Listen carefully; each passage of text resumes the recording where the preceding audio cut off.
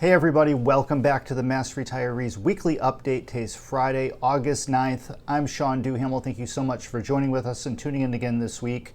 Now, if you've been following our weekly updates, you know that over the past month or so, we've been providing quite a few updates on the COLA Commission, the basic life insurance, the local COLA, and the fact that 20 retirement systems increased the local COLA base for FY25. Last week's message explained the ins and outs of the COLA, the history of the benefit, and what this new special commission on the COLA is seeking to improve or to fix, both in terms of the state and teacher COLA as well as the local COLA. What we haven't been talking much about, if at all, that there were three other major items, amongst other things, that have a direct impact on public retirees. Now, two of the items I'm going to talk about this week were also included in the FY25 budget that was signed by Governor Healy about a week and a half ago. Now, just yesterday, the governor also signed what's known as the Veterans Omnibus Bill, or the HERO Act. It took place yesterday morning at a signing ceremony in the town of Lexington. Our association was on hand. We supported certain aspects of the Veterans Bill, really the entire Veterans Bill, but I'm going to get into the specifics of the retiree aspects of it in just a moment. I want to thank our association treasurer, Joe Connerton, for holding down the fort, so to speak, and representing our association along with the governor and other state officials at the signing ceremony yesterday morning. This is a big deal for our veterans. Now, contained within the HERO Act is a provision reforming or modernizing what's known as the Veterans Buyback Law. Now, taking a step back in time, 28 years ago to be exact, in 1996, our association played a significant role in creating for the first time here in Massachusetts the ability for our veterans to buy back up to 4 years of their military time to use toward their pension as credible service. Now again, this was 28 years ago. Now I should also make it very clear, this does not have any direct impact on existing retirees. In order to buy back military time or any type of credible service, you must be an active employee who is considered an active member of the retirement system.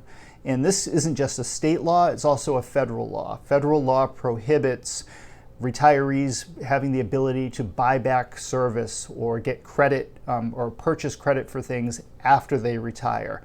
Those types of activities post-retirement are considered to be gaming of the system, and they're, again, not only prohibited in state law, but federal law as well.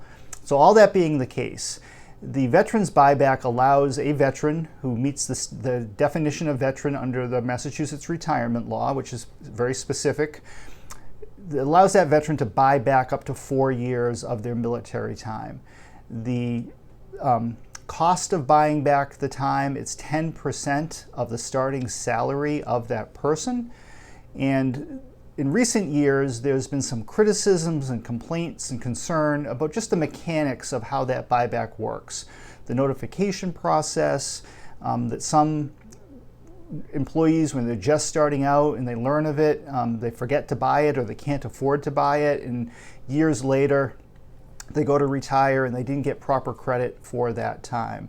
So the Public Employee Administration Commission, better known as PERAC, along with the public safety unions and mass retirees for the last several years, has been working together to reform the law. And the reform of the law finally passed as part of the HERO Act. It was signed into law again yesterday by Governor Healy, and it reopens the process for active employees to purchase their military credits if they have not yet done so. So in a few months, when this law finally takes effect later this fall, the 104 public retirement systems in Massachusetts will be notifying all of their members, regardless of whether or not they have it on their records that you're a veteran or not. They'll be sending out notification to all active employees that you have 1 year to buy back the veteran's time. If you are not yet vested, you have within a year of becoming vested to buy the time. Now, someone who's just hired They can choose to buy the time up front, or they can wait until they're vested. One of the benefits of buying the time up front is that you can use those 4 years of credible service towards vesting. So if, let's say, you only had 6 years of credible service working as a firefighter, if you bought your 4 years of veterans time, that would give you the full 10 years of credible service in order to be considered vested. Now, again, our current members are not going to benefit from this. I'm sure many of you watching it, if you're veterans, you hopefully had the opportunity over the past 28 years to buy your military credit. It is something that we were very proud of at the time to help get through here in Massachusetts, and it had been a long time coming. And I know it's something that our former president and founder, Ralph White, who was a decorated combat Marine from the Korean War, took a lot of pride in as well. In addition to the veterans buyback, there were also 2 other measures that were passed within the state budget that have a direct and immediate impact on public retirees. One that we have talked about quite a bit is the Post-Retirement Work Task Force. Now, what I mean by post-retirement is that public retirees, once you're retired, you do have the ability, if you choose to return to part-time work in the public sector here in Massachusetts. But in order to do so, there are certain rules and regulations that you have to follow. One is abiding by the number of hours that a retiree is limited to over the course of a calendar year. Now, 2 years ago, we were able to increase the allowable hours to 1,200 hours over the course of a calendar year. There's also a limit based on the salary or the pay or the earnings that a retiree is allowed to make in a public sector job. And that's where things get a little bit complicated. We get a lot of phone calls from retirees who are either looking at going back to work or who are currently have gone back to work, who are trying to abide by the rules and are finding it very difficult, very confusing to really pinpoint what they're allowed to make in this post-retirement job. And it's because the formula is a little bit convoluted. On paper, the formula goes like this. It is the difference between what your former job or your former position currently pays and your public pension. So you would subtract your public pension that you're receiving now from whatever that your former position pays today. Not what the pay was when you retired, but what the pay is for that position today. And it can be difficult to figure out what that pay is. Despite the best efforts of some of our members, it can be complicated. Now, in addition to the difference between the current salary and your pension, you also would then add $15,000 to that total on top of the difference. And that is what a retiree can make in a calendar year. And again, it's complicated and it can kind of trip people up. Now, several months ago, earlier this year, the State Inspector General, Jeff Shapiro, issued a report that was critical of the post-retirement work process. And in that report, the Inspector General alleges that there is some abuse taking place, whether it be folks not abiding by the number of hours that they're restricted to, over-earning, working for multiple government entities and not reporting it. Things are kind of going off the radar screen. Now, we don't necessarily agree with these criticisms. We don't see any indication of any kind of widespread abuse or fraud or anything like that.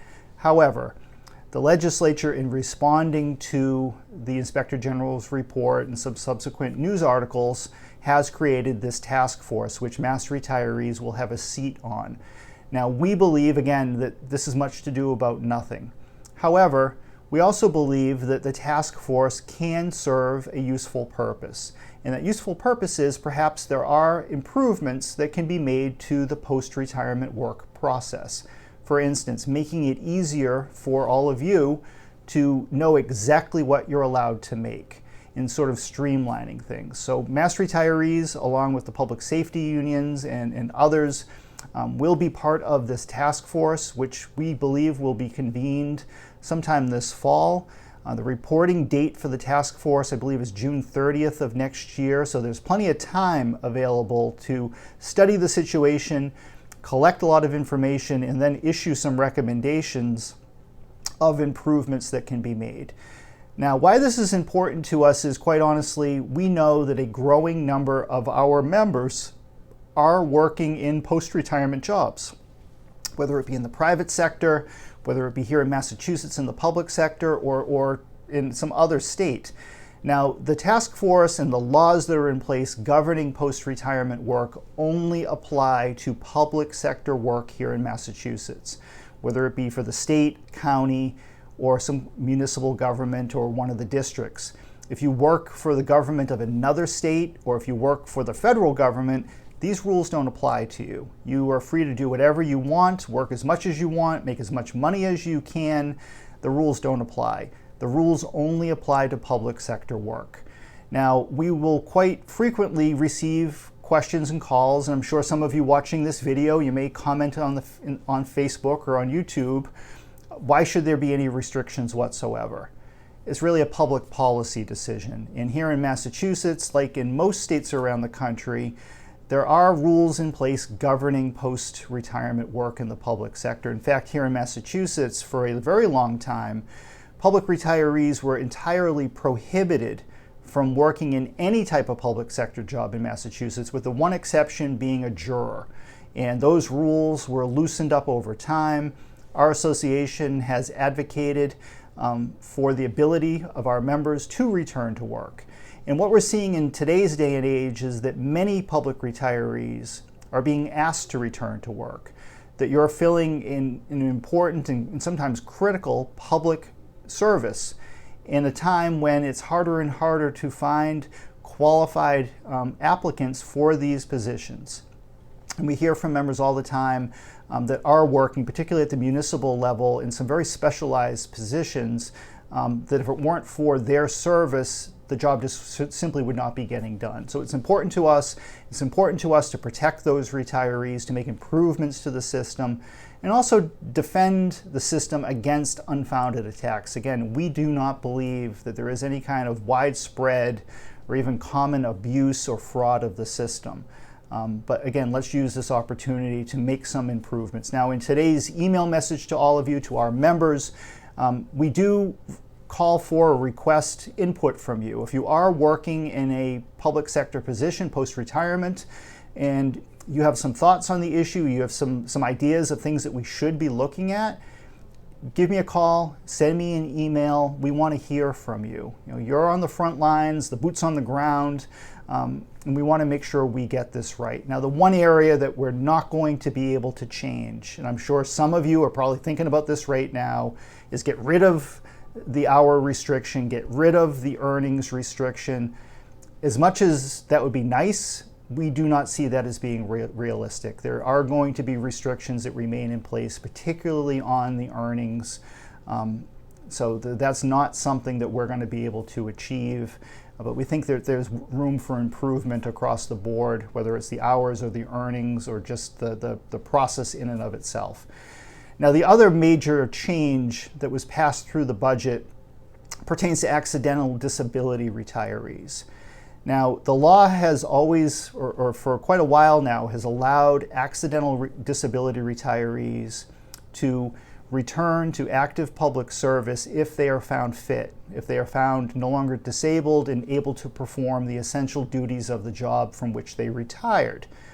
But the law does not allow a retiree who, by example, is a retired police officer, firefighter, DPW worker who's out on an orthopedic injury, for instance, to return to work sometime down the road in a different position in a different department. So they wouldn't allow someone in those circumstances who goes back to school and becomes a lawyer or a teacher to then enter into government service in a different role.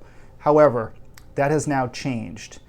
The section in the budget has changed the disability law in terms of accidental disability to allow a retiree, if you choose to petition PERAC to be re-examined to return to public sector work in either a position or within a department other than that from which you retired. Now, the change in the law, again, has to be initiated by the retiree. No one's going to force you back to work.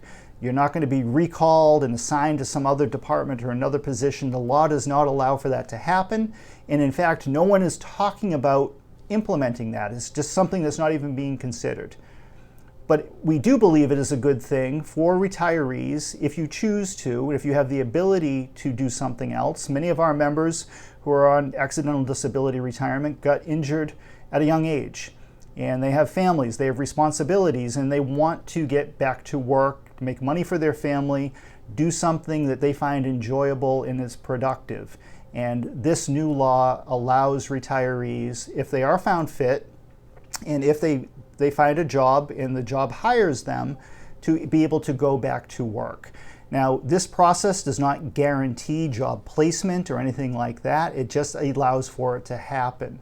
Now, if someone is found fit to return to public service in another position, they would get credit for the time they have been out on disability. That credible service would they'd be made whole. They wouldn't have to pay for that time. And then the retirement system that they originally retired from and the new retirement system, there'd be a transfer when that retiree eventually retires again, in terms of which system is responsible for different portions of the money. Now, we'll be reporting on this in greater detail once PERAC issues some rules and regulations around it. As I said, this is all brand new, but we wanted to provide you with a bit of a sneak peek of this. A couple of members have reached out already because we have alluded to this change. And I just want to reassure you that if you are on accidental disability, you're not going to be forced to do anything. This law does not allow you to be recalled and reassigned to another job or another position or another department. It simply does not work like that. It's something that you would need to initiate on your end. And again, if you're found fit and the new employer were to hire you, just like any other hiring process, then you'd be allowed to return to active public service. Now, in the weeks and months ahead, we'll be providing additional details on all of these topics as they're being implemented. There has been a lot going on in terms of public sector. A lot of very positive things took place this session. We are very happy with the progress we've made, but there's still a lot of work to be done, particularly on these two different commissions. And we're also very mindful and somewhat wary of a potential health care commission that could be formed early into 2025 that would not be good for retirees. And the objective of a health care commission most likely would be to make changes and cuts to your public retiree health care benefits. But that's a bit down the road, but it's something that we are keeping a close eye on. But again, thank you very much for tuning in today, and we will be back to you again next week with a new report. Bye-bye, everybody.